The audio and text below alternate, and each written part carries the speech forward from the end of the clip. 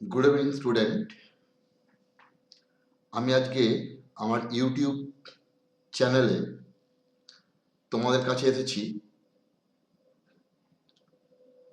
একটা new item, recessionary gap. What is recessionary gap? তোমরা হয়তো পড়েছো ইনফ্লেশনারি গ্যাপ,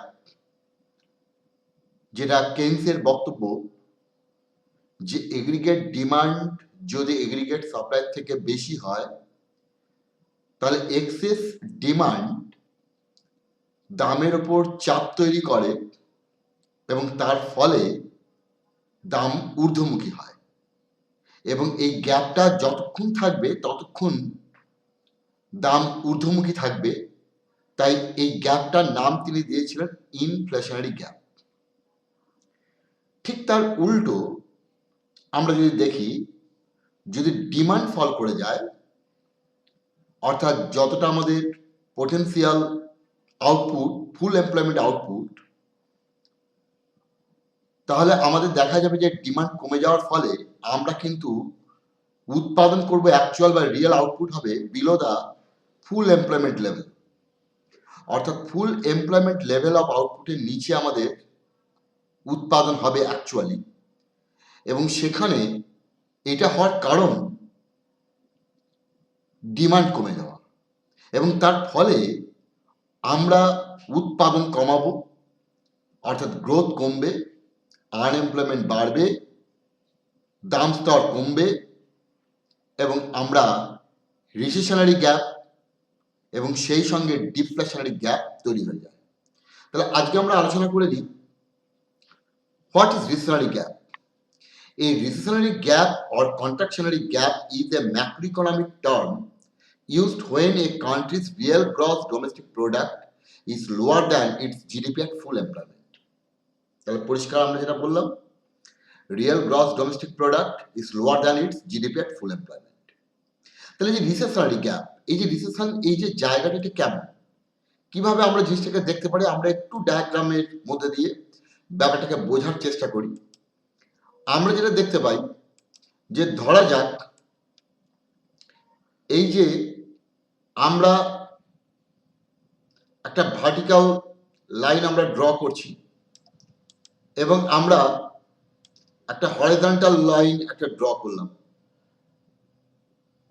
আমরা হরাইজন্টালের দিকে মাপছি, আমরা এই দিকটাতে মাপছি টাইম, এই দিকটাতে মাপছি আমরা টাইম, আর এই দিকটাতে আমরা মাপছি পজিটিভ গ্রোথ, তাহলে এই দিকটা হচ্ছে আমাদের পজিটিভ, এই দিকটা হচ্ছে আমাদের নেগেটিভ, এইটা হচ্ছে আমাদের জিরো লাইন, 0 পয়েন্ট, এটা হচ্ছে আমাদের 0 পয়েন্ট। এখন আমাদের যে ইকোনমিক অ্যাক্টিভিটি যেটা বললাম জিডিপি, এই জিডিপি ওঠা নামা থাকে, কখনো আমাদের উৎপাদন আয় বাড়ে, কখনো আমাদের উৎপাদন আয় কমতে থাকে। অর্থাৎ আমাদের জিডিপি কিন্তু ক্রমাগত ওঠা নামা করতে থাকে। অর্থাৎ আমরা যেটা দেখতে পাই যে আমাদের গ্রোথ বাড়ে, কমে, আবার বাড়তে থাকে, আবার কমতে থাকে, এরম ভাবে চলতে থাকে। তাহলে এইটা হচ্ছে, এইটাকে আমরা বলি চেঞ্জ ইন জিডিপি। এই পয়েন্টটাকে আমরা বলি, এই পয়েন্টটাকে আমরা বলি পিক।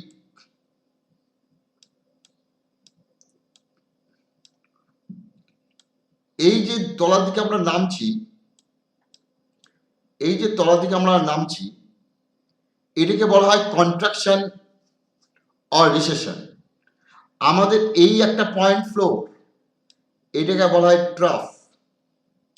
এরপর আমাদের ট্রাফের পর চলে রিকভারি। রিকভারি চলে, রিকভারি। তাহলে আমাদের এই যে জায়গাটা, এই জায়গাটাকে আমরা বলি, আমরা এই জায়গাটাকে বলি আমাদের প্রসপারিটি।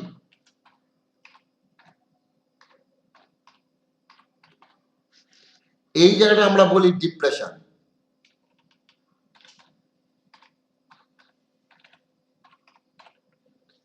এইটাকে আমরা বলি, এই জায়গাটাকে আমরা বলি, এই জায়গাটাকে আমরা বলি কন্ট্রাকশন অর রিসেশন। আমরা এই জায়গাটাকে বলি, এই জায়গাটাকে আমরা এই জায়গাটাকে এইটাকে বলি আমরা ট্রাফ, TROUGH, ট্রাফ। এবং আমরা এখান থেকে আবার রিকভার, আমরা এই যে পয়েন্টটা, আমরা এই যে পয়েন্টটা পাচ্ছি, এইটাকে আমরা বলি রিকভারি অর এক্সপানশনারি। একে আমরা বলি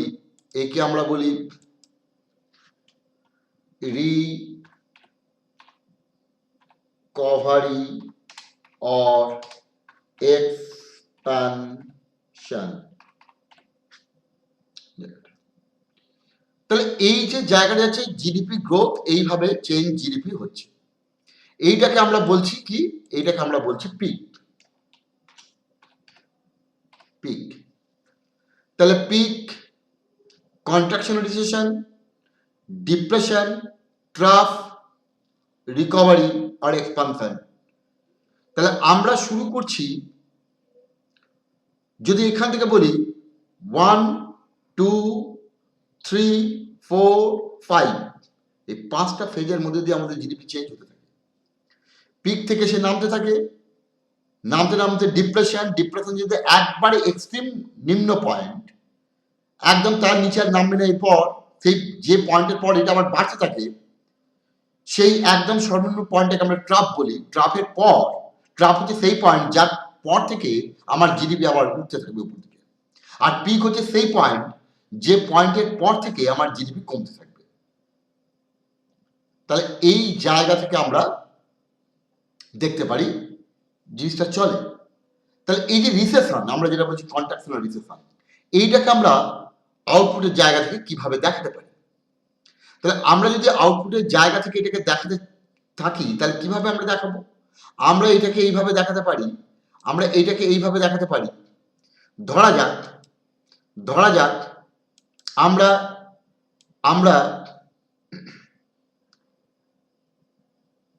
এবার ধরা যাক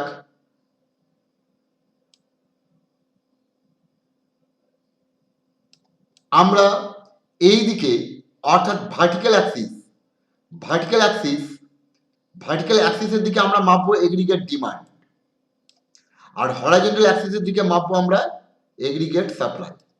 অর্থাৎ আমরা এই দিকে মাপবো এগ্রিগেট ডিমান্ড, এডি। এইদিকে মাপবো আমরা এডি, মিন্স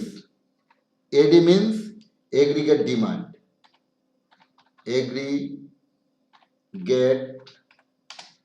এগ্রিগেট ডিমান্ড।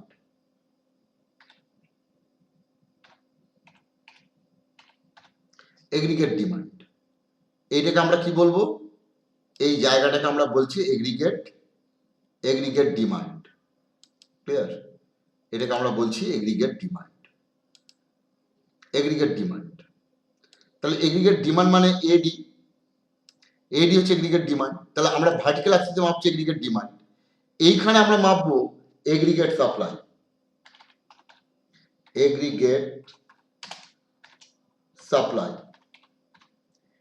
একে আমরা বলি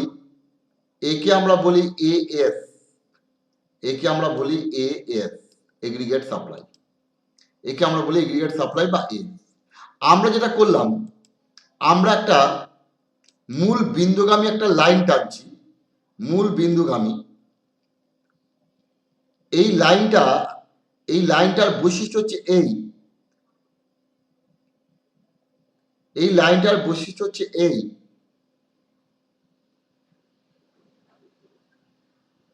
এ ভূমির সঙ্গে এ ভূমির সঙ্গে 45 ডিগ্রি অ্যাঙ্গেল করেছে, এ ভূমির সঙ্গে 45 ডিগ্রি 45 ডিগ্রি অ্যাঙ্গেল করেছে। এইটাকে আমরা বলছি, এই লাইনটাকে আমরা বলছি এগ্রিগেট সাপ্লাই লাইন। এটাকে বলছি আমরা এএস, অর্থাৎ এইটা ইকুয়াল টু আমরা লিখি ওয়াই লাইন, মানে ওয়াই মানে আউটপুট, জিডিপি আউটপুট। এখন ধরা যাক আমাদের ইকোনমিতে যে এগ্রিগেট ডিমান্ড, সে এগ্রিগেট ডিমান্ডটা আমরা দেখি, এইটা হচ্ছে এগ্রিগেট ডিমান্ড। ধরা যাক এইটা হচ্ছে এগ্রিগেট ডিমান্ড।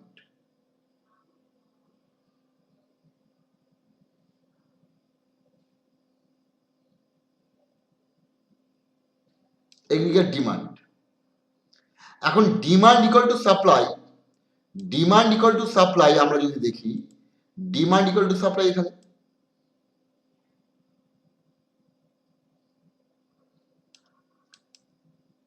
তাহলে এই বিন্দুটাকে যদি আমরা বলি ই বিন্দু, এই বিন্দুটাকে যদি আমরা বলি ই বিন্দু,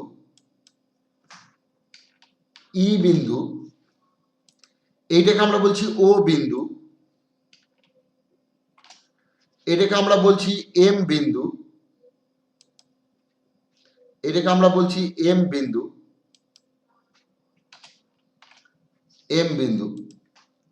তাহলে যেহেতু এটা 45 ডিগ্রি লাইন, ই বিন্দুটা সবুজ রেখাটার উপর রয়েছে, এবং যে বিন্দুতে আমার ডিমান্ড, অর্থাৎ এইটা হচ্ছে আমাদের এগ্রিগেট ডিমান্ড, এটা হচ্ছে এডি লাইন। তাহলে এডি লাইন এএস লাইন সাপ্লাই লাইনকে এখানে ছেদ করেছে। যেহেতু এটা 45 ডিগ্রি লাইনের উপর এই বিন্দুটা আছে, তাহলে আমরা বলতে পারবো ও এম ইকুয়াল টু এম, কারণ 45 ডিগ্রি মানে ট্যান 45 মানে লম্ব বাই ভূমি, ইএম বাই ওএম। আমরা জানি ট্যান 45 এর মান 1, তার মানে লম্ব বাই ভূমি ইকুয়াল টু 1, তাহলে লম্ব ইকুয়াল টু ভূমি, অর্থাৎ ওএম ইকুয়াল টু ইএম। তাহলে ওএম হচ্ছে সাপ্লাই, ইএম হচ্ছে ডিমান্ড, তাহলে ডিমান্ড ইকুয়াল টু সাপ্লাই। তাহলে ওএম এর দূরত্ব আর ইএম এর দূরত্ব এক, তাহলে আমরা বলতে পারি ইএম ডিমান্ড, ইএম সাপ্লাই, কারণ দুটো ডিমান্ড সাপ্লাই কার্ভ ই বিন্দুতে ছেদ করেছে। এখন যদি ডিমান্ডটা বেড়ে যায়, যদি ডিমান্ড বেড়ে যায়, ধরা যাক ডিমান্ড, আমার এগ্রিগেট ডিমান্ড এক্সপ্যান্ড করলো, কিন্তু আমার ও ইএমটা, অর্থাৎ ইএম ইকুয়াল টু ওএম হচ্ছে আমার ফুল এমপ্লয়মেন্ট আউটপুট, অর্থাৎ যার বাইরে আমরা আর আউটপুট করতে পারবো না, অর্থাৎ এটাই আমাদের ফুল এমপ্লয়মেন্ট। আমরা কিন্তু আমাদের আউটপুট ওএম এর বাইরে বা তার বেশি করতে পারবো না। কিন্তু আমার ডিমান্ড, অর্থাৎ বর্তমানে আমার ডিমান্ড লাইন এটা হয়ে গেল, ধরা যাক এডি, এটা হয়ে গেল এডি ওয়ান লাইন, এটা এডি ওয়ান। তাহলে এখন আমরা যেটা দেখতে পাচ্ছি যে আমার ই বিন্দুতে আমরা দেখছি যে আমাদের যেখানে সাপ্লাই ইএম, সেখানে ডিমান্ড কিন্তু বেড়ে এখন চলে এসছে নতুন পয়েন্ট, অর্থাৎ ধরা যাক এফ বিন্দুতে। তাহলে ইএফ, তাহলে ইএফ হলো এই ইএফ যে গ্যাপটা, এই গ্যাপটা কিসের গ্যাপ? ডিমান্ডের গ্যাপ, কারণ সাপ্লাই আমার ইএম কিন্তু ডিমান্ড আমার ইএফ। তাহলে এখানে আমরা কি দেখতে পাচ্ছি? আমাদের এগ্রিগেট ডিমান্ড, আমাদের এখন aggregate demand equal to F M, আর এগ্রিগেট সাপ্লাই, আমরা যদি এগ্রিগেট সাপ্লাই দেখি এএস ইকুয়াল টু কত? এগ্রিগেট সাপ্লাই হচ্ছে ইএম। তাহলে ইএম হচ্ছে এগ্রিগেট সাপ্লাই, এর উপরে আমরা বাড়াতে পারবো না, কিন্তু আমার ডিমান্ড এফএম। তাহলে পরিষ্কার আমরা বলতে পারি আমরা পরিষ্কার যেটা বলতে পারি F M greater than E M, অর্থাৎ অর্থাৎ আমরা যেটা বলতে পারি এখানে aggregate demand greater than aggregate supply. অর্থাৎ এটা ইমপ্লাইজ কি করছে, এটা ইমপ্লাইজ করছে implies excess demand in the market excess demand। তাহলে এক্সেস ডিমান্ড একটা প্রেসার তৈরি করবে প্রাইসের উপর। তাহলে দাম বাড়তে থাকবে কতক্ষণ, যতক্ষণ না ডিমান্ড ইকুয়াল টু সাপ্লাই হয়। কতক্ষণ দাম বাড়তে থাকবে, যতক্ষণ না ডিমান্ড ইকুয়াল টু সাপ্লাই হয়। অর্থাৎ এইভাবে এগোবে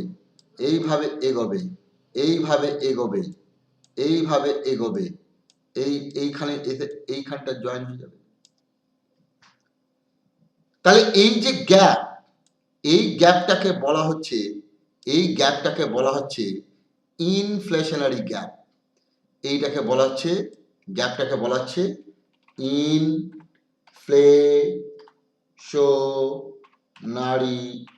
ইনফ্লেশনারি গ্যাপ। কেন না ইনফ্লেশনারি গ্যাপ কেন হলো না এক্সেস ডিমান্ড। এখন যদি উল্টোটা হয়, আমরা পড়ছি রিসেশনারি গ্যাপটা জানতে চাই। তাহলে রিসেশনারি গ্যাপটা কি, ধরে যে এখন কোভিড, তারপর লকডাউন, দীর্ঘতম লকডাউন, কলকারখানা বন্ধ, অনেকে কাজ হারিয়েছে, মাইনে কমে গেছে, মজুরি কমে গেছে, তার ফলে কলকারখানার উৎপাদন কমেছে, কলকারখানা বন্ধ হয়ে গেছে। তাহলে ডিমান্ড, মার্কেটে যে ডিমান্ড ফল করে গেছে। তাহলে আমার এখন ডিমান্ড, ধরো এগ্রিগেট ডিমান্ড এখন এখানে এই জায়গাটা, ধরা যাক এইটার নাম দিলাম আমরা এডি 0, এটার নাম দিলাম। এখন আমরা দেখব আমাদের মার্কেটের সাপ্লাই কত। আমাদের মার্কেটের সাপ্লাই, আমাদের এগ্রিগেট সাপ্লাই আমরা যেটা দেখতে পাচ্ছি ছবি থেকে এখন, অর্থাৎ আমরা এই বিন্দুটায় যেটা এইখানে কাট করেছি, এইখানে এই বিন্দুটাকে, এই পয়েন্টটাকে আমরা বলছি কে। আমরা এইখান থেকে আরেকটা লম্ব টেনে নিচ্ছি, অর্থাৎ এইখানে ডিমান্ড ইকুয়াল টু সাপ্লাই বর্তমানে। অর্থাৎ আমরা এখন যদি এইখানে পয়েন্ট জাস্ট এইখান থেকে একটা লম্ব টেনে নিলাম, ধরা যাক এই পয়েন্টটার নাম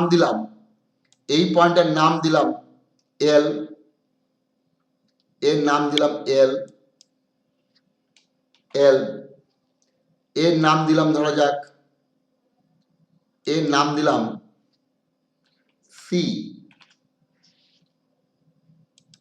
তাহলে আমরা যেটা দেখতে পাবো, যদি ডিমান্ড ফল করে যায় তাহলে ইএম আউটপুট, ফুল এমপ্লয়মেন্ট আউটপুট ইএম, তাহলে ফুল এমপ্লয়মেন্ট আউটপুট ইএম, কিন্তু ডিমান্ড কিন্তু আমার ফুল এমপ্লয়মেন্টের সঙ্গে সমান ইএম নয়, আমার ডিমান্ড এখন কে এম। এখন এগ্রিগেট ডিমান্ড এখন হচ্ছে ইকুয়াল টু কে এম, আর এগ্রিগেট সাপ্লাই হচ্ছে এখন ইএম। তাহলে পরিষ্কার ছবি থেকে দেখতে পাচ্ছি যে EM greater than K M, অর্থাৎ aggregate supply greater than aggregate demand, তার মানে এক্সেস সাপ্লাই। তাহলে এখানে স্টক পাইলড আপ, মজুত হয়ে গেছে। এই যে ত্রিভুজটা আমরা দেখছি, এই ত্রিভুজটাতে কি দেখবো, এইখানে আমরা যেটা দেখবো স্টক পাইলড আপ। এখানে আমরা দেখবো যে স্টক পাইলড আপ, এখানে আমরা দেখবো স্টক পাইলড আপ। এই জায়গাটা কি দেখবো, স্টক পাইলড আপ, মজুদ, এই জায়গাটা।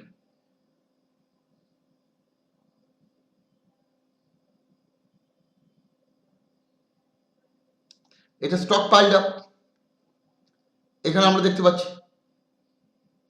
তাহলে আমার ডিমান্ড হচ্ছে সিএল, কিন্তু সাপ্লাই হচ্ছে ইএম। তাহলে সাপ্লাই হচ্ছে ইএম, কিন্তু অ্যাকচুয়াল আমার ইকোনমিতে ডিমান্ড ইকুয়াল টু সাপ্লাই হবে সিএল। তাহলে আমার ডিমান্ড কমে যাওয়ার জন্য এখন কি হবে, এখন ইকোনমি আমার ফুল এমপ্লয়মেন্ট আউটপুটের নিচে উৎপাদন করবে, কারণ তার হাতে যে স্টক জমে আছে সেইটাকে রিলিজ করতে হবে, এই স্টকটাকে বার করতে হবে। তাহলে এখন এই যে গ্যাপটা তৈরি হলো এখানে, এই গ্যাপটাকে বলবো আমরা ডিফ্লেশনারি অর রিসেশনারি গ্যাপ। এর নাম হচ্ছে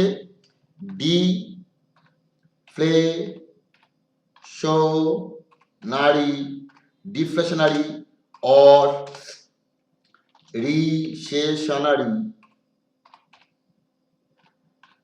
রিসেশনারি gap. Deflationary or recessionary gap.